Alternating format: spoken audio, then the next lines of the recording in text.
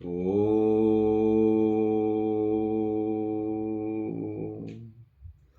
ഓം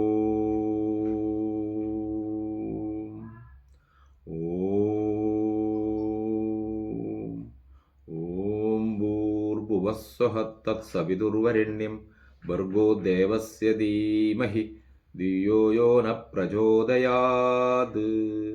ഓം ശാന്തി ശാന്തി ശാന്തി. യദാ യദാ he ധർമ്മസ്യ ഗ്ലാനിർഭവതി ഭാരത അഭ്യുത്ഥാനമധർമ്മസ്യ തഥാത്മാനം സൃജാമ്യഹം. പരിത്രാണായ സാധൂനാം വിനാശായ ച ദുഷ്കൃതാം ധർമ്മസംസ്ഥാപനാർത്ഥായ സംഭവാമി യുഗേ യുഗേ. ഓം സായീശ്വരായ നമഃ. സായിയുടെ സായി സച്ചരിതം പറയാന്നത് ഇന്ന് 7ാമത്തെ ദിവസമാണ്. 6 ദിവസം പിന്നിട്ടു. കുറേ ശ്രീ ശ്രുതി സായിയുടെ കാര്യങ്ങൾ നമ്മൾ ചർച്ച ചെയ്തു. കുറേ കാര്യങ്ങൾ നമ്മൾ ആ അവതാരത്തിനെ കുറിച്ച് മനസ്സിലാക്കിക്കൊണ്ടിരിക്കുകയാണ്. ഇനിയിപ്പോൾ സായി സച്ചരിതത്തിൻ്റെ 5ാം അധ്യായമാണ് നമ്മൾ ഇന്ന് ഇവിടെ വായിച്ചുകൊണ്ട് ചർച്ച ചെയ്യുന്നത്. ആദ്യം തന്നെ എല്ലാ ദിവസവും നമ്മൾ പറയുന്നത് പോലെ ശ്രീ മഹാഗണപതിക്ക് വന്ദനം, സരസ്വതീ ദേവിക്കും ശ്രീ ഗുരുമഹാരാജിനും പരംദേവതക്കും ശ്രീ സീതാരാമചന്ദ്രനും വന്ദനം. പരമ്പൊരുളാം സദ്ഗുരു ശ്രീ സായീശ്വരൻ്റെ തൃപ്പാദങ്ങളിൽ പ്രേമഭക്തിപൂർവം അടിയന്റെ പ്രണാമം. ചാന്ദ് പട്ടേൽ ധനികനായ ഒരു മുസ്ലിം പ്രമാണി. സായി സച്ചരിതത്തിൽ കേൾക്കുന്ന അനവധി നാമങ്ങളിൽ ഒരു പേരാണ് ചാന്ദ് പട്ടേൽ. ഒരു മുസ്ലിം പ്രമാണിയാണ്. ഔറംഗാബാദ് ജില്ലയിലെ ധൂപ് ഗ്രാമനിവാസി. ഔറംഗാബാദിലേക്കുള്ള യാത്രയിലാണ് അദ്ദേഹത്തിന് ഒരു ദുരിതം ഉണ്ടായത്. പട്ടേലിൻ്റെ പെൺകുതിരയെ കാണാതായി. അദ്ദേഹം കുതിരയെ തിരയാത്ത ദിക്കില്ല. 2 മാസത്തോളം കുതിരയെ തിരഞ്ഞ് അങ്ങനെ കഴിഞ്ഞു. ചാന്ദ് പട്ടേൽ ധനികനായ ഒരു മുസ്ലിം പ്രമാണിയാണ്. അദ്ദേഹത്തിൻ്റെ പെൺകുതിരയെ കാണാതായി. ഏകദേശം 2 മാസത്തോളമായി അദ്ദേഹം കുതിരയെ തിരഞ്ഞു നടക്കുകയായിരുന്നു. കാണുന്നില്ല, എവിടെയും കാണുന്നില്ല. നമുക്കറിയാം, ഏകദേശം 1850 കാലഘട്ടങ്ങളിൽ ആ കാലഘട്ടങ്ങളിലാണ് ശ്രീ സത്യസായീശ്വരൻ്റെ അനുഭവ കഥകൾ. അപ്പം ആ കാലഘട്ടങ്ങളിൽ കുതിര സവാരിയെല്ലാം പ്രധാനമാണ്. അതുകൊണ്ടാണ് കുതിരയെക്കുറിച്ചും കഴുതയെക്കുറിച്ചും ഒക്കെ നമ്മൾ ഇവിടെ സ്പർശിക്കുന്നത്, പറയുന്നത്. അപ്പം ഇദ്ദേഹത്തിൻ്റെ കുതിരയെ കാണുന്നില്ല. ഇദ്ദേഹം 2 മാസത്തോളമായി പരതുന്നു. 2 മാസത്തോളം കുതിരയെ തെരഞ്ഞ് അങ്ങനെ കഴിഞ്ഞു. ഒടുവിൽ നിരാശനായി ചുമലിൽ ജീനിയും പേറി അതീവ ദുഃഖിതനായി നാട്ടിലേക്ക് മടങ്ങുന്ന സമയം. ദുഃഖിതനായി നാട്ടിലേക്ക് മടങ്ങുന്ന, ചുമലിൽ ജീനി ഒരു ധാന്യമാണ്, മുത്താറി ചോളം പോലത്തെ ഒരു ധാന്യത്തിൽപ്പെട്ടതാണ് ജീനി. അതും എടുത്തുകൊണ്ടാണ് അദ്ദേഹം നടക്കുന്നത്.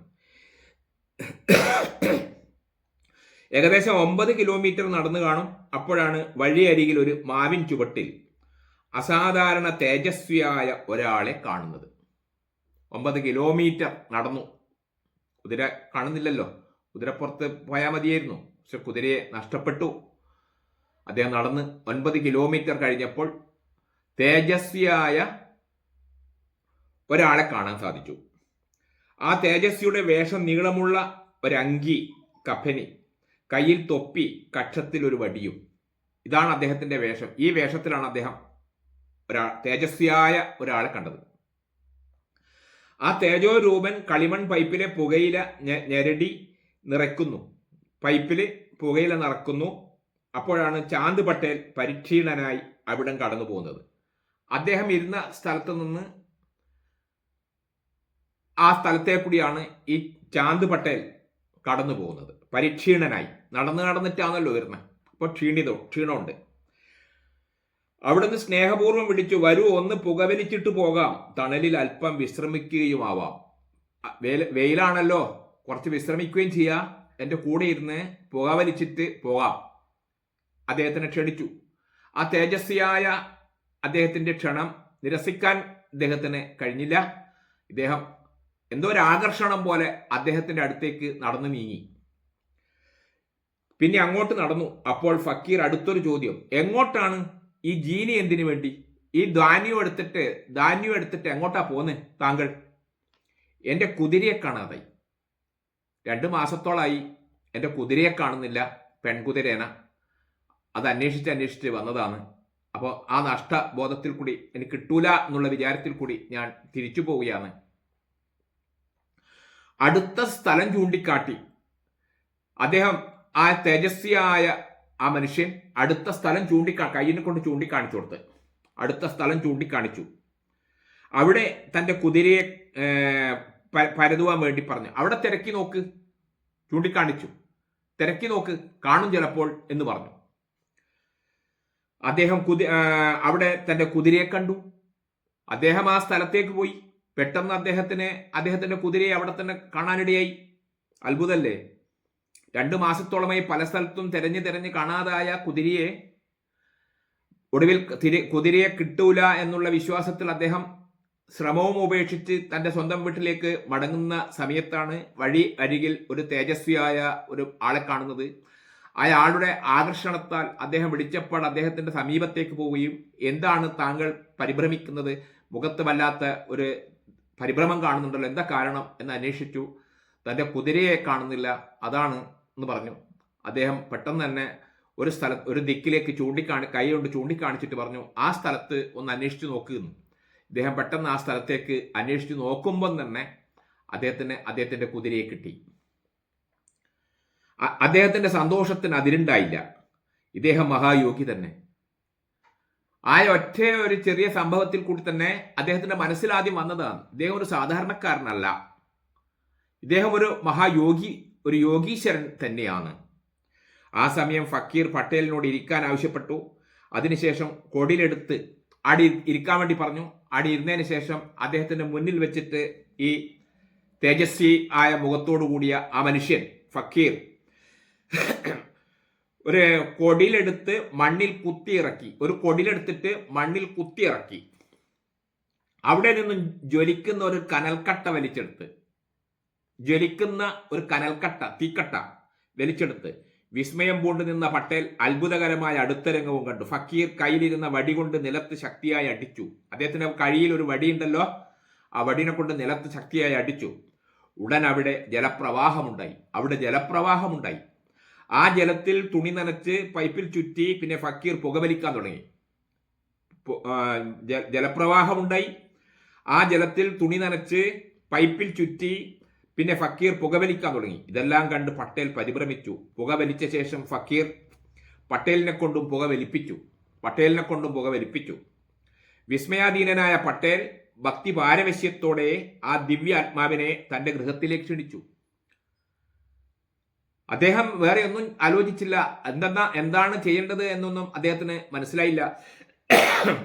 പെട്ടെന്ന് തന്നെ ആ ദിവ്യ ആത്മാവിനെ, ആ തേജസ്വിയായ മുഖമുള്ള ആ മനുഷ്യനെ, ആ ഫക്കീറിനെ ഇദ്ദേഹം തൻ്റെ വീട്ടിലേക്ക് ക്ഷണിച്ചു. വാ, എൻ്റെ വീട്ടിലേക്ക് വന്നിട്ട് പോകാം എന്ന് പറഞ്ഞു. അദ്ദേഹം ആ പ്രാർത്ഥന കൈക്കൊണ്ടു കുറച്ചു ദിവസം പട്ടേലിന്റെ ഗൃഹത്തിൽ തങ്ങുകയും ചെയ്തു. കുറച്ചു ദിവസം ഈ മനുഷ്യൻ, ഇദ്ദേഹം പട്ടേലിന്റെ വീട്ടിൽ തങ്ങുകയും ചെയ്തു. പട്ടേലിന്റെ ഒരു ബന്ധുവിന്റെ വിവാഹ സമയമായിരുന്നു അത്. വധു ഷിർദിയിൽ നിന്നാണ് പട്ടേലിന്റെ ഒരു ബന്ധുവിന്റെ കല്യാണം. വധുവിന്റെ വീട് ഷിർദിയിലായിരുന്നു. പട്ടേൽ വിവാഹത്തിൽ പങ്കെടുക്കുന്നതിനായി വിവാഹ സംഘത്തിനോടൊപ്പം ഷിർദിയിലേക്ക് യാത്രയായി. പട്ടേലിനോടുള്ള സ്നേഹത്തിൽ ഫക്കീറും കൂടെ പുറപ്പെട്ടു. പട്ടേല് വിവാഹ സംഘത്തിനോടൊപ്പം പോകുമ്പോൾ പട്ടേലിന്റെ കൂടെ ഇദ്ദേഹവും പുറപ്പെട്ടു. വിവാഹം സമംഗളം നടന്നു. അതിഥികൾ എല്ലാവരും പിരിഞ്ഞു. പക്ഷേ ഫക്കീർ തിരിച്ചുപോയില്ല. ഷിർദിയിൽ ആണല്ലോ വധുഗ്രഹം.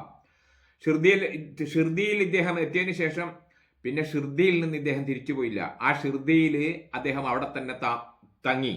അവിടെ നിന്ന് ഷിർദിയിൽ തങ്ങി ഷിർദിയുടെ മഹാഭാഗ്യത്തിന് തുടക്കം കുറിക്കുകയായിരുന്നു. അങ്ങനെയാണ് ഇദ്ദേഹം ഷിർദിയിൽ തങ്ങാനിടയായ ഒരു ചെറു സംഭവം.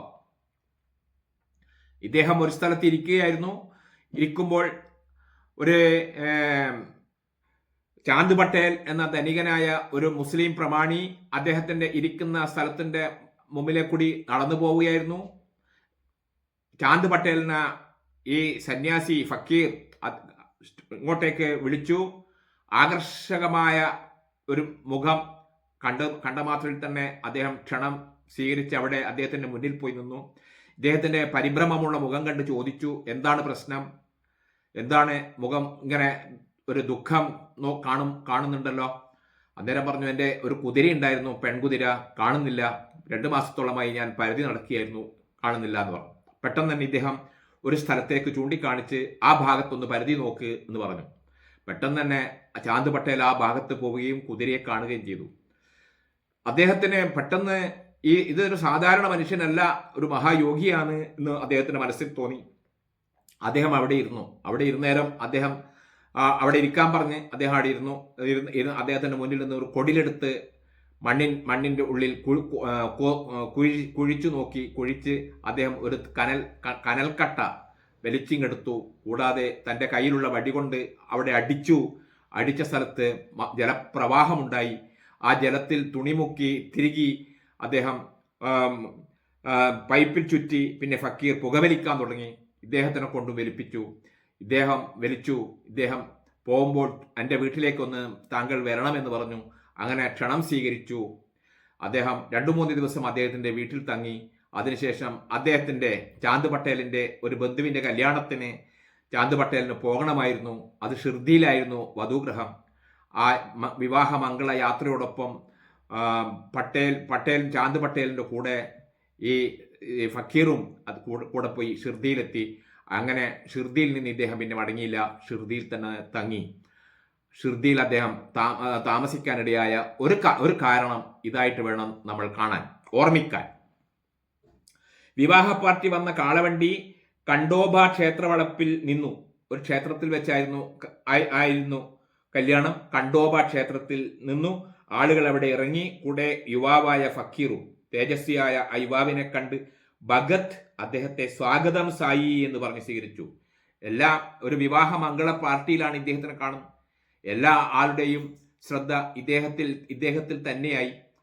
പെട്ടെന്ന് ഭഗത് എന്ന് പറഞ്ഞ ഒരു പ്രധാനപ്പെട്ട വ്യക്തി, ഒരു പ്രധാന മനുഷ്യൻ ഇദ്ദേഹത്തിനെ സ്വാഗതം സായി എന്ന് പറഞ്ഞു.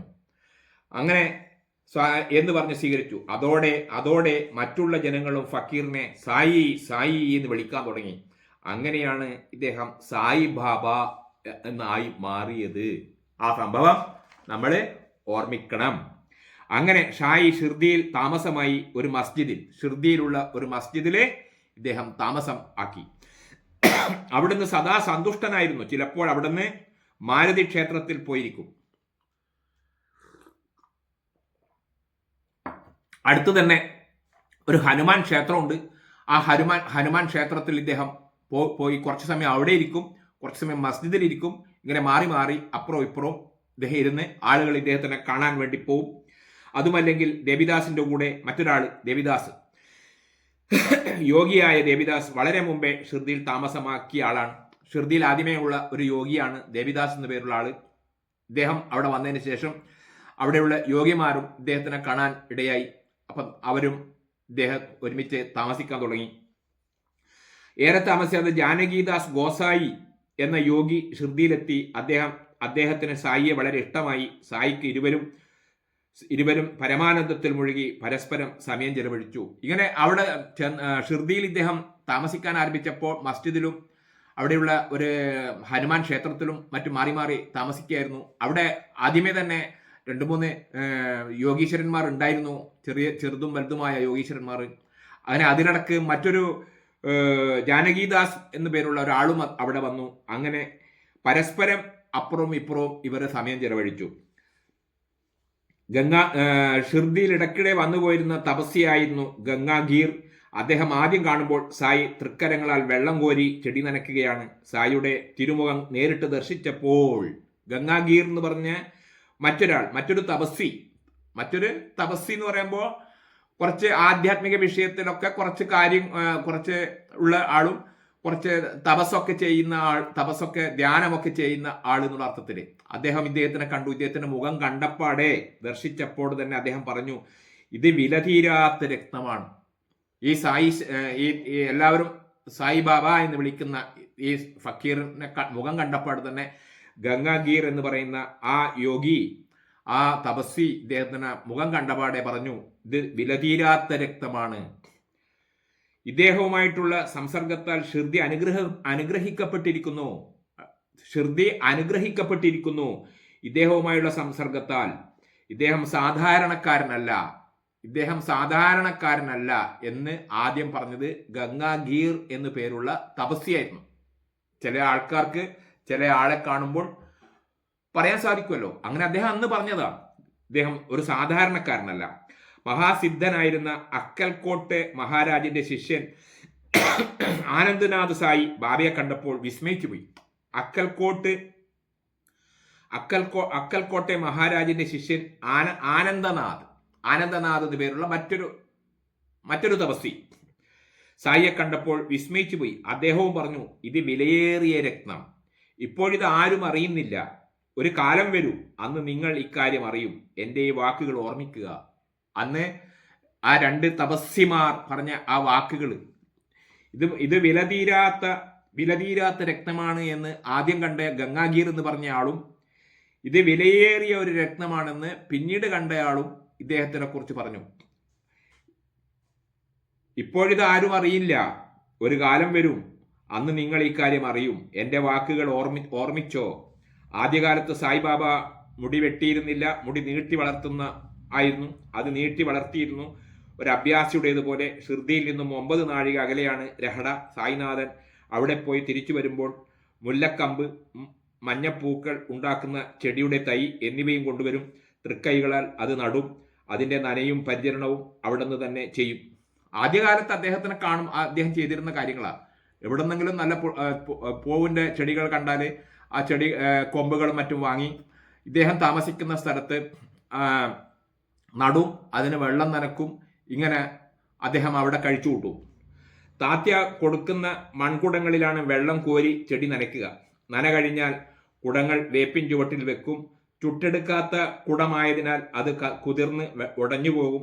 പിറ്റേ ദിവസവും താത്യ കുടങ്ങൾ നൽകും. 3 വർഷത്തോളം അവിടുന്ന് ചെടികളെ ഇങ്ങനെ പരിചരിച്ചു. അതിൻ്റെ ഫലം അതിമനോഹരമായ ഒരു പൂന്തോട്ടമായിരുന്നു. 3 വർഷം വരെ അദ്ദേഹം ചെയ്തിരുന്ന കാര്യമാണ്, പ്രധാനമായിട്ട് ചെയ്തതാണ് ചെടികൾ കൊണ്ടുവരിക, നടുക, അതിന് വെള്ളം നനയ്ക്കുക, ഇങ്ങനെയുള്ള കാര്യങ്ങൾ. കുടങ്ങളിൽ വെള്ളം എടുത്തിട്ട് നനയ്ക്കുക. 3 വർഷത്തിന് ശേഷം മനോഹരമായ ഒരു പൂന്തോട്ടം അദ്ദേഹം അദ്ദേഹത്തിന്റെ സ്വന്തം കൈകളാൽ വെള്ളം നനച്ചിട്ട് തന്നെ ഉണ്ടാക്കിയതാണ്. നോക്കണം. അക്കൽക്കോട്ട് മഹാരാജിന്റെ ശിഷ്യനാണ് ബായി കൃഷ്ണാജി. പരമഭക്തൻ, നിത്യവും ഗുരുനാഥന്റെ ചിത്രത്തിൽ ആരാധന നടത്തും. ഒരിക്കൽ അദ്ദേഹത്തിന് തോന്നി, അക്കൽക്കോട്ടേക്ക് പോയി തന്റെ ഇഷ്ടദേവതയുടെ തൃപ്പാദങ്ങളിൽ നമസ്കരിക്കണം, എങ്കിലേ തന്റെ സാധന പൂർത്തിയാവും. അക്കൽക്കോട്ടെ മഹാരാജാവിന്റെ ശിഷ്യൻ ആയ ബായി കൃഷ്ണാജി, അദ്ദേഹം നിത്യവും ഗുരുനാഥന്റെ ചിത്രം വെച്ചിട്ട് ആരാധന നടത്തുന്നയാൾ ഒരിക്കൽ വിചാരിച്ചു ഇദ്ദേഹത്തിന് അക്കൽക്കോട്ട് മഹാരാജനെ നേരിട്ട് പോയി കണ്ട് അദ്ദേഹത്തിന്റെ തൃപ്പാദങ്ങളിൽ നമസ്കരിക്കണം എന്നൊക്കെ വിചാരിച്ച് അദ്ദേഹം സാധന പൂർത്തിയാവൂ എന്ന് ധരിച്ച് യാത്രക്കുള്ള ഒരുക്കങ്ങളായി. യാത്ര നിശ്ചയിച്ചതിന്റെ തലേനാൾ അദ്ദേഹത്തിന്റെ ഗുരുനാഥന്റെ സ്വപ്ന ദർശനമുണ്ടായി. അദ്ദേഹം എപ്പോഴാണോ നാളെയാ പോകുന്നുണ്ടെങ്കിൽ ഇന്ന് രാത്രി അദ്ദേഹത്തിന്റെ ഗുരുവിനെ സ്വപ്നം കണ്ടു. സ്വപ്ന ദർശനത്തിൽ ഗുരു അദ്ദേഹത്തോട് പറഞ്ഞു, ഞാനിപ്പോൾ ഷിർദിയിലാണ്, അവിടെ വന്ന് അനുഗ്രഹം വാങ്ങുക. ഞാൻ ഷിർദിയിലുണ്ട്, നീ ഷിർദിയിൽ വന്ന് എൻ്റെ അനുഗ്രഹം വാങ്ങുക. പരമഭക്തനായ ബായിക്ക് അതൊരു സ്വപ്നമായിരുന്നില്ല, ഗുരു കൽപ്പനയായിരുന്നു. അദ്ദേഹം ബോംബെയിൽ നിന്നും ഷിർദിയിലേക്ക് യാത്രയായി. ബായ് ഷിർദിയിലെത്തി സായിയെ കണ്ടു. പരമശാന്തി ഏകുന്ന ദർശനം. 6 മാസം അവിടെ അദ്ദേഹം താമസിച്ചു. പിന്നീട് പാതുകങ്ങൾ നിർമ്മിച്ച് വേപ്പ് മരച്ചുവട്ടിൽ സ്ഥാപിക്കുകയും ചെയ്തു. ഉപാസിനിയുടെയും ദാദര കേൽക്കറുടെയും മേൽനോട്ടത്തിൽ വിധിപ്രകാരം പാതുക പ്രതിഷ്ഠ നടന്നു. തുടർന്നുള്ള പൂജയ്ക്കായി ദീക്ഷിത് എന്ന ബ്രാഹ്മണനെ നിയമിച്ചു. കാര്യങ്ങൾ നോക്കി നടത്താൻ സഗുണ നായിക്കിനെയും ഏർപ്പെടുത്തി. ഇങ്ങനെ ഒരു സംഭവം അതിനിടയിലുണ്ടായി.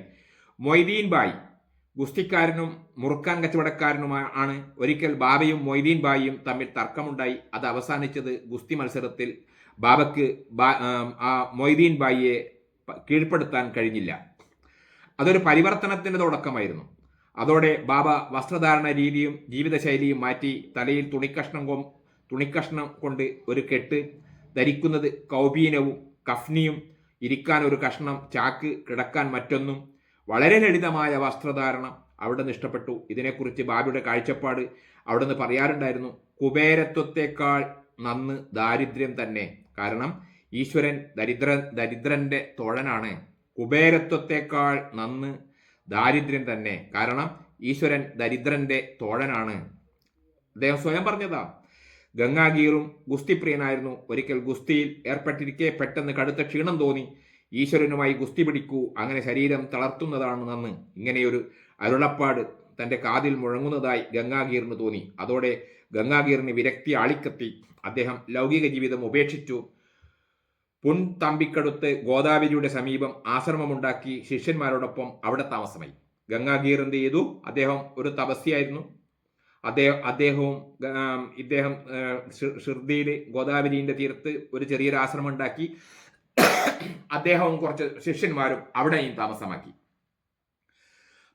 പകലധികവും സായിബാബ വേപ്പ് ചുവട്ടിലിരിക്കും. എന്തെങ്കിലും ചോദിച്ചാൽ ഉത്തരമേകും. ജനങ്ങളുമായി അങ്ങനെ ഇടപഴകാൻ താല്പര്യമില്ലായിരുന്നു. ആദ്യത്തെ അനുഭവം ആദ്യ കാലഘട്ടത്തിലുള്ളതാണ്. ജനങ്ങളുമായി അങ്ങനെ ഇടപഴകാൻ താല്പര്യമില്ലായിരുന്നു. ചിലപ്പോൾ പുഴക്കരയിലെ ബബുൾ മരച്ചുവട്ടിലിരിക്കുന്നത് കാണാം. ചില സായാഹ്നങ്ങളിൽ നിമഗോൻ വരെ നടന്നു പോകും. അവിടെ എത്തിയാൽ ത്രിംബക് ജിഡങ്കാളിയുടെ ഗൃഹത്തിൽ ചിലപ്പോൾ ചെല്ലും. ബാബയ്ക്ക് അദ്ദേഹത്തെ ഇഷ്ടമായിരുന്നു. ഇഷ്ടപ്പെട്ട ആൾക്കാരുടെ വീട്ടിൽ പോകും, കുറച്ച് സമയം അവിടെ ചെലവഴിക്കും. അങ്ങനെ അവിടുത്തെ സാഹബിന്റെ ഇളയ സഹോദരനാണ് നാനാ സാഹബ്. അദ്ദേഹം മറ്റൊരു ചെറിയൊരു സംഭവം പറഞ്ഞാണ്. ഇദ്ദേഹം ഒരു ഗൃഹത്തിൽ ചെല്ലായിരുന്നു. ആ ഗൃഹത്തിൽ ഉള്ള അവിടുത്തെ സാഹബിന്റെ ഇളയ സഹോദരൻ നാനാ സാഹബ് എന്നു പേരുള്ള ഒരു വ്യക്തി 2 വിവാഹം കഴിച്ചു. 2നും മക്കളുണ്ടായില്ല. ഈ കഠിന ദുഃഖവും പേറി നടക്കുമ്പോഴാണ് സായി ദർശനം ഉണ്ടായത്. അദ്ദേഹത്തിന് 2 വിവാഹം കഴിച്ചു. 2 വിവാഹത്തിനും അദ്ദേഹത്തിന് കുട്ടികളില്ല. ഇങ്ങനെയുള്ള ദുഃഖം അനുഭവിച്ചുകൊണ്ട് നടക്കുന്ന സമയത്താണ് ഇദ്ദേഹത്തിന് സായിബാബ അദ്ദേഹത്തിന് നേരിട്ട് കാണാൻ ഇടയായത്. അവിടുത്തെ കൃപയാൽ സന്താനമുണ്ടായി. അതോടെ ബാബയുടെ കീർത്തി 10 മടങ്ങ് വർദ്ധിച്ചു. ഇദ്ദേഹത്തിന് ദർശനത്തിന് ശേഷം കഴിയുമ്പോഴേക്കും അദ്ദേഹത്തിന് പിന്നീട് കുറച്ച് മാസങ്ങൾ പിന്നിട്ടപ്പോൾ അദ്ദേഹത്തിന് സന്താന ഭാഗ്യമുണ്ടായി. അതോടെ ബാബയുടെ കീർത്തി 10 മടങ്ങ് വർദ്ധിച്ചു. ജനങ്ങൾ ഷിർദിയിലേക്ക് ഒഴുകാനും ആരംഭിച്ചു. നമുക്കറിയാം, അവതാരമൂർത്തികൾ എടുക്കുക, ആൾക്കാർ പ്രവഹിക്കണ്ടിക്കല് അവരുടെ എന്തെങ്കിലും തെളിവുകളെ, കഴിവിന്റെ തെളിവുകൾ ആവശ്യമുണ്ടാവും. ഇപ്പൊ നിരവധി 1-2 തെളിവുകൾ നമ്മളിവിടെ ആദ്യമേ പരാമർശിച്ചിട്ടുണ്ട് അല്ലേ? ഒരിക്കലും ഭയങ്കര പകർച്ചവ്യാധി ഷിർദിയിൽ കോളറ പിടിപെടുന്ന ഒരു ഘട്ടം വന്നപ്പോ ഇദ്ദേഹം ഗോതമ്പ് പൊടി ഷിർദിയുടെ അതിർത്തിയിൽ പോയി വിതറാൻ ആവശ്യപ്പെട്ട് ഗോതമ്പ് പൊടി സ്വയം പൊടിച്ച് ഗോതമ്പ് അമ്മിയിൽ തിരിച്ച് പൊടിച്ചിട്ട് ആ പൊടി അതിർത്തിയിൽ കൊണ്ടുപോയി വിതറാൻ പറയും. ഇതെന്തിനാ വിതറുന്ന ചോദിച്ചേരം പിന്നീട് ആൾക്കാർക്ക് മനസ്സിലായാന്ന് ഭയങ്കരമായ കോളറ പകർച്ചവ്യാധി പിടിപെടുന്നതിൽ നിന്ന് ആ ഗ്രാമത്തിനെ രക്ഷപ്പെടുത്താൻ വേണ്ടി അദ്ദേഹം ചെയ്തതാണ്. ഗോതമ്പപ്പൊടിയും കോളറയും തമ്മിലുള്ള ബന്ധത്തിനെ കുറിച്ചിട്ടൊന്നും അല്ല നമ്മൾ പറയുന്നത്. പക്ഷെങ്കിൽ അദ്ദേഹം അത് ചെയ്യുക വഴി ഷിർദിയിൽ കോളറ പകർച്ചവ്യാധി ഷിർദി ഗ്രാമത്തിലേക്ക് കടന്നിട്ടില്ല. അപ്പൊ ഇങ്ങനെയുള്ള അനുഭവങ്ങൾ ധാരാളം. അപ്പൊ ഇതിപ്പോ മറ്റൊരു ചെറിയൊരു അനുഭവം, ഒരു സന്താനം ഇല്ലാതെ 2 വിവാഹം കഴിച്ചിട്ടും സന്താന പ്രാപ്തി ലഭിക്കാത്ത ഒരു മനുഷ്യന് സന്താനങ്ങൾ ലഭിച്ചു. അപ്പൊ സായീശ്വരന്റെ ഇങ്ങനെയുള്ള ചില ദർശന മാത്രയിലുണ്ടായ ചില സംഭവങ്ങളിൽ കൂടി അദ്ദേഹത്തിന്റെ പേര് വേഗം പ്രശസ്തമാവാൻ തുടങ്ങി. അദ്ദേഹത്തിനെ കാണാൻ വേണ്ടി നിരവധി ആൾക്കാർ ഷിർദിയിലേക്ക് വരാൻ തുടങ്ങി. അതൊരു സംഭവം. പകൽ മുഴുവനും ഭക്തന്മാരിൽ പരിസേവിതനായി അവിടെ നിന്നിരിക്കും. രാത്രിയിൽ ഒറ്റക്ക് ജീർണിച്ച് മസ്ജിദിൽ ഉറങ്ങും. ബാബക്ക് ആകെയുള്ളത് പുകവലിക്കാനുള്ള ഒരു കുഴൽ, കുറച്ച് പുകയില, ഒരു ടിൻ പാത്രം, നീണ്ട കഫിനി കുപ്പായം, ഒരു ചെറുവടി. ഇതാണ് അദ്ദേഹത്തിന്റെ ആകെ സ്വത്ത് എന്ന് പറയാൻ അദ്ദേഹത്തിന് ഉണ്ടായിരുന്നത്. എന്തെല്ലാണ്? പുകവലിക്കാനുള്ള ഒരു കുഴൽ, കുറച്ച് പുകയില, ഒരു ടിൻ പാത്രം, നീണ്ട കഫിനി കുപ്പായം, ഒരു ചെറുവടി. ശിരസിൽ വെള്ളത്തുണി കൊണ്ട് വട്ടത്തിൽ കെട്ടി അതിന്റെ തുമ്പ് ജട പോലെ പിരിച്ച് പിണച്ചിട്ടിരുന്നു. ഒരു കഷണം ചാക്കിലായിരുന്നു അവിടെ നിന്ന് ഇരുന്ന് അരുളിയത്. ഷൂസോ മെതിയടിയോ സായീശ്വരൻ ഉപയോഗിച്ചിരുന്നില്ല. തണുപ്പകറ്റാനായി എപ്പോഴും ധുനി എരിച്ചിരുന്നു. തണുപ്പകറ്റാനായി ഇങ്ങനെ അവിടെ തീ കൂട്ടിയിട്ട് തീ ഇങ്ങനെ എരിക്കും. തെക്കോട്ട് നോക്കി അഴിയിൽ കയ്യും വെച്ച് അവിടെ നിന്ന് ചാക്ക് തുണിയിൽ അങ്ങനെ ഇരിക്കും. ധൂനിയിലെ തീനാമ്പുകളിൽ വിറകുകൊള്ളികൾക്കൊപ്പം ആശയും അഹന്തയും ചിന്തയും അള്ളാ മാലിക് എന്ന നിരന്തര ജപത്തോടെ അവിടെ നിന്ന് ഹോമിച്ചിരുന്നു. അദ്ദേഹത്തിന്റെ വായിൽ നിന്ന് എപ്പോഴും വരുന്ന ശബ്ദം അള്ളാ മാലിക്കാണ്. അള്ളാ മാലിക്, ഈശ്വരൻ മഹാനാണ്. ആ ശബ്ദം നിരന്തരം അദ്ദേഹത്തിൽ നിന്ന് ആദ്യ കാലഘട്ടങ്ങളിൽ ഇങ്ങനെ വരികയായിരുന്നു. അദ്ദേഹത്തിന്റെ താമസിക്കുന്ന സ്ഥലത്തിന് അടുത്ത് ഇങ്ങനെ വിറക് കൊള്ളികൾ കൂട്ടിയിട്ട് തീ ഇങ്ങനെ എരിച്ചുകൊണ്ടേയിരിക്കും. ആ തീയിൽ എരിയുന്നത് ആശയും അഹന്തയും ചിന്തയും എല്ലാം അദ്ദേഹം അതിലെരിച്ചു കളഞ്ഞു. ഭക്തന്മാർ അവിടെ വന്ന് സായീശ്വരനെ ദർശിക്കും. മസ്ജിദിലേക്ക് വരും മുമ്പ് കുറച്ചു കാലം താക്കിയയിൽ ഒരു മുസ്ലിം പ്രാർത്ഥനാ സ്ഥലം താമസിച്ചിരുന്നു. അക്കാലങ്ങളിൽ അവിടുന്ന് ചിലങ്ക കെട്ടി മധുരമായി പാടി ആനന്ദ നൃത്തമാടിയിരുന്നു അത്രേ. ആദ്യകാലങ്ങളിൽ സായീശ്വരനെ വിളക്ക് കൊളുത്തുന്നത് വലിയ ഇഷ്ടമായിരുന്നു. വിളക്ക് കൊളുത്തുന്നത്, ഇതിനുള്ള എണ്ണ മറ്റൊരു സംഭവം, അതും നമ്മളെ ശ്രദ്ധിക്കേണ്ട ഒരു സംഭവം തന്നെയാണ്. വിളക്ക് കൊളുത്തുന്നത് അദ്ദേഹത്തിന് വലിയ ഇഷ്ടമായിരുന്നു. അദ്ദേഹത്തിന്റെ താമസിക്കുന്നിടത്ത് നിരവധി വിളക്കുകൾ അദ്ദേഹം സമയാസമയങ്ങളിൽ കത്തിക്കും. ആ വിളക്ക് കത്തണമെങ്കിൽ എണ്ണ വേണമല്ലോ വിളക്കിൽ ഒഴിക്കാൻ. അദ്ദേഹം ആ ഭാഗത്തുള്ള കച്ചവട സ്ഥാപനങ്ങളിൽ പോയി എണ്ണ വാങ്ങിക്കും വിളക്ക് കത്തിക്കാൻ. എല്ലാ ആൾക്കാരും കൊടുക്കും. സായീശ്വരന് വിളക്ക് കൊളുത്തുന്നത് വലിയ ഇഷ്ടമായിരുന്നു. ഇതിനുള്ള എണ്ണ കച്ചവടക്കാരിൽ നിന്ന് ശേഖരിക്കും. കുറെ കാലം കഴിഞ്ഞപ്പോൾ കച്ചവടക്കാർക്ക് സൗജന്യമായി എണ്ണ കൊടുക്കുന്നതിൽ താല്പര്യം കുറഞ്ഞു. എല്ലാ ദിവസവും ഇദ്ദേഹം കുറച്ചെണ്ണ ഓരോരു കച്ചവടക്കാരൻ്റെ അടുത്ത് മാറി മാറി ചോദിക്കും. കുറെ മാസങ്ങൾ കഴിഞ്ഞപ്പോൾ കച്ചവടക്കാർ അപ്പുറവും ഇപ്പുറവും പറയാൻ തുടങ്ങി, ഇനി ഇങ്ങനെ ഫ്രീ ആയിട്ട് അദ്ദേഹത്തിന് എണ്ണ കൊടുക്കേണ്ട ആവശ്യമില്ല, എണ്ണ ഇല്ല എന്ന് പറയണം. താല്പര്യം കുറഞ്ഞു. ഇനി മുതൽ എണ്ണ കൊടുക്കേണ്ടെന്ന് അവർ എല്ലാം കൂടി രഹസ്യമായി തീരുമാനമെടുത്തു. ഇനി എണ്ണ കൊടുക്കണ്ട, അദ്ദേഹം വന്നാലേ ഇനി എണ്ണ കൊടുക്കണ്ട. ഇതൊന്നും അറിയാത്തവനെന്ന പോലെ അന്നും സായീശ്വരൻ എണ്ണക്കായി പാത്രവും കൊണ്ട് എത്തി. ആരും ബാബക്ക് എണ്ണ നൽകിയില്ല, ആരും കൊടുത്തില്ല. ഒരു കച്ചവടക്കാരനും ബാബക്ക് എണ്ണ കൊടുത്തില്ല. കാരണം അവര് രഹസ്യമായിട്ട് എടുത്തൊരു തീരുമാനമായിരുന്നു, ഇനി വന്നാൽ എണ്ണ അങ്ങനെ ഫ്രീ ആയിട്ട് കൊടുക്കണ്ട. ബാബക്കായിട്ട് ഒരു ഭാവഭേദവും ഉണ്ടായില്ല. അതേ തലേനാൾ വരെ കൊടുത്ത കച്ചവടക്കാർ എണ്ണ ഇല്ല എന്ന് പറഞ്ഞപ്പോൾ, എണ്ണ അവിടെ സ്റ്റോക്ക് വെച്ചിട്ട് ഇല്ല എന്ന് പറഞ്ഞപ്പോൾ ഇദ്ദേഹത്തിന്റെ മുഖത്ത് യാതൊരു വ്യത്യാസവും ഉണ്ടായിരുന്നില്ല.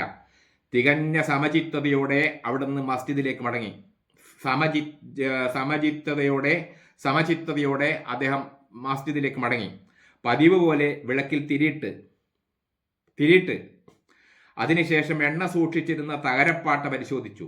എണ്ണ സൂക്ഷിച്ചു വെച്ചിരുന്ന തകരപ്പാട്ട എടുത്തു നോക്കി. ലേശം എണ്ണ പറ്റിക്കിടപ്പുണ്ട്. ബാബ അതിലേക്ക് കുറച്ച് വെള്ളമൊഴിച്ചു. ആ തകരപ്പാട്ടയിലേക്ക് കുറച്ച് വെള്ളമൊഴിച്ചു. പിന്നീട് അത് കുടിച്ചു. വീണ്ടും എണ്ണപ്പാത്രത്തിലേക്ക് വെള്ളം പകർന്നു. ആദ്യം ഒഴിച്ചത് അദ്ദേഹം കുടിച്ചു. വീണ്ടും എണ്ണപ്പാത്രത്തിലേക്ക് വെള്ളം പകർന്നു. അത് വിളക്കുകളിലെല്ലാം ഒഴിച്ചു. അതിനുശേഷം അവിടുന്ന് അതിൽ തിരികൊളുത്തി. അത് വെള്ളമൊഴിച്ചു. വെളിച്ചെണ്ണയുടെ സ്ഥാനത്ത് എണ്ണയുടെ സ്ഥാനത്ത് വെള്ളമൊഴിച്ചു. അത്യത്ഭുതം, തിരികളെല്ലാം തേജസ്സോടെ ജലിക്കാൻ തുടങ്ങി. ആ രാത്രി മുഴുവനും മസ്ജിദിനെ പ്രകാശപൂരിതമാക്കിക്കൊണ്ട് ജലദീപങ്ങൾ ജ്വലിച്ചു നിന്നു. ജലദീപങ്ങൾ, എണ്ണയുടെ സ്ഥാനത്ത് വെള്ളമൊഴിച്ചിട്ട് ദീപങ്ങൾ തെളിച്ചു. കച്ചവടക്കാർ, ബാബ ചെയ്തതെല്ലാം മറിഞ്ഞിരുന്ന് കണ്ട കച്ചവടക്കാർ, ഇവ എങ്ങനെയാ കത്തിക്കുക നോക്കട്ടെ എന്ന് മറിഞ്ഞിരുന്ന് കണ്ട കച്ചവടക്കാർ ഞെട്ടിപ്പോയി. അവർക്ക് പിന്നീട് ഒരു വഴിയേ ഉണ്ടായിരുന്നുള്ളൂ, അവിടത്തെ ശരണം പ്രാപിക്കുക, ക്ഷമയാചിക്കുക. മടി കൂടാതെ അവരത് ചെയ്തു. ദ്വന്ദ്വാതീതനായ ബാബ അവരെ സമാധാനിപ്പിച്ചയച്ചു. ആ സംഭവം ഓർമ്മിക്കുക അല്ലേ. രണ്ട് സംഭവം ബാബയുടെ പ്രശസ്തി വർദ്ധിക്കാൻ ഇടയാവാൻ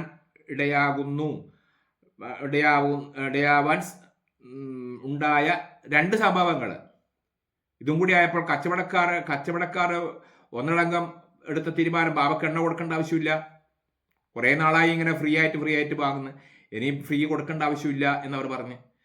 ബാബ ചോദിച്ചപ്പോൾ അവർ എണ്ണ ഇല്ലാന്ന് പറഞ്ഞ് മടക്കി അയച്ചു. എണ്ണ അവിടെ സ്റ്റോക്ക് വെച്ചിട്ട് ബാബ മുഖത്ത് യാതൊരു ഭാവ വ്യത്യാസവും, അദ്ദേഹത്തിൻ്റെ മുഖത്ത് യാതൊരു ഭാവ വ്യത്യാസവും ഉണ്ടായിരുന്നില്ല. അദ്ദേഹം തിരിച്ച് പോയി എണ്ണ സൂക്ഷിക്കുന്ന തകരപ്പാട്ടി എടുത്ത് നോക്കി. അതിൽ ലേശം എണ്ണ ഉണ്ടായിരുന്നു. അതിൽ വെള്ളമൊഴിച്ച് ആ വെള്ളം അദ്ദേഹം ആദ്യം കുടിച്ചു. അതിനുശേഷം വീണ്ടും വെള്ളമൊഴിച്ചു. ആ വെള്ളത്തിനെ കൊണ്ട് എല്ലാ വിളക്കുകളും അദ്ദേഹം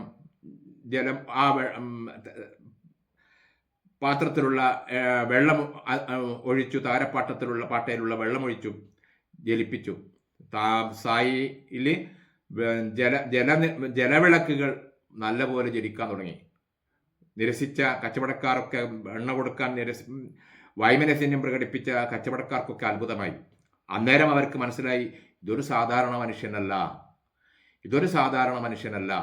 അവരൊക്കെ അപ്പാട് കൂട്ടമായിട്ട് സായീശ്വരൻ്റെ മുന്നിൽ പോയി ക്ഷമാപണം ചെയ്തു. നമുക്ക് തെറ്റുപറ്റിപ്പോയി, ക്ഷമിക്കണം സ്വാമി. ബാബ ഒരു വ്യത്യാസവും കാണിച്ചില്ല, ഒരു വിദ്വേഷവും കാണിച്ചില്ല. ബാബ അവരെ സന്തോഷിപ്പിച്ച് മടക്കി അയച്ചു. ഈ രണ്ട് സംഭവങ്ങൾക്ക് ശേഷം അദ്ദേഹം ഒരു കുതിരയുടെ സംഭവം നമ്മൾ കണ്ടു. പെൺകുതിരേനെ കാണാതായപ്പോൾ വന്നേരം അദ്ദേഹം ചൂണ്ടിക്കാണിച്ച സ്ഥലത്ത് തന്നെ പോയി നോക്കുമ്പോൾ 2 മാസമായിട്ട് പരതിയിട്ട് കാണാത്ത കുതിര, ആ സ്ഥലത്ത് ബാബ ചൂണ്ടിക്കാണിച്ച സ്ഥലത്ത് നോക്കുമ്പോൾ ആ കുതിര അവിടെ നിന്ന് പുല്ലുമേയുന്നത് കണ്ട്. സംഭവം. പിന്നീട് ഈ ഇളയ സഹോദരനായ നാനാ സാഹബ് 2 വിവാഹം കഴിച്ചിട്ടും അദ്ദേഹത്തിന് സന്താനങ്ങൾ ഉണ്ടായില്ല. അദ്ദേഹത്തിൻ്റെ സായിയുടെ ദർശനം കിട്ടിയ മാത്രയിലെ അദ്ദേഹത്തിന് സന്താനലബ്ധി ഉണ്ടായി. ഈ സംഭവം. അതേപോലെ തന്നെ കച്ചവടക്കാർ ബാബക്ക് എണ്ണ നൽകിയിരുന്ന കച്ചവടക്കാർ മൊത്തം എനിക്ക് എണ്ണ നൽകൂല എന്ന് പറഞ്ഞ്, ഫ്രീ ആയിട്ട് കൊടുക്കൂല എന്ന് പറഞ്ഞ് നിരസിച്ചു. അന്നേരം ബാബ വെറും വെള്ളമൊഴിച്ചിട്ട് ദീപം തെളിയിച്ചു. ഈ സംഭവത്തിൽ കൂടിയും ബാബയുടെ പ്രശസ്തി നാനാ ഭാഗങ്ങളിലേക്കും പരക്കാൻ തുടങ്ങി. അതുകൊണ്ട് ഷിർദിയിലേക്കുള്ള ആൾക്കാരുടെ വരവ് ഭയങ്കരം വർദ്ധിക്കാൻ ഇടയായി.